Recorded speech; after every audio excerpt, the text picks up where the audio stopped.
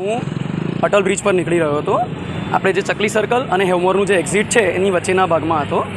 પાછળથી બસે મને ઠોકી, એટલે તમે જે જોઈ શકો છો કે રાઈટ સાઈડ પર એટલે ડ્રાઈવર સાઈડ પર બસે ઠોકી. હવે બસે ઠોકી એટલે બેલેન્સ ગયું, તો એના લીધે એવું છે કે કાં ઉછળીને પેલી બાજુ પડત, એના બદલે મેં જરાક ટર્ન કર્યું એટલે આખી ગાડી ફરી ગઈ.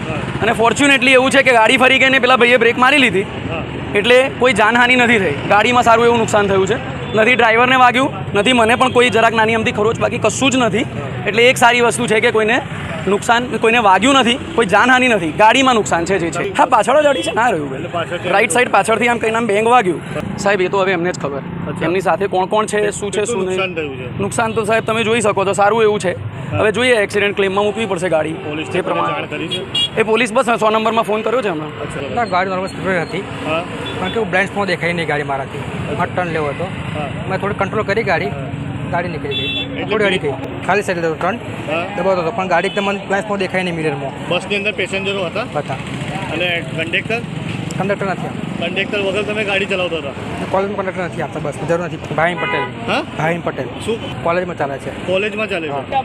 એમાં તો કંઈ થાય નહીં, એવું તો એવું કંઈ થાય ના. કંડક્ટર શું નામ છે તમારું? આકાશ રાઠવા. લાયસન્સ છે તમારા પાસે? છે.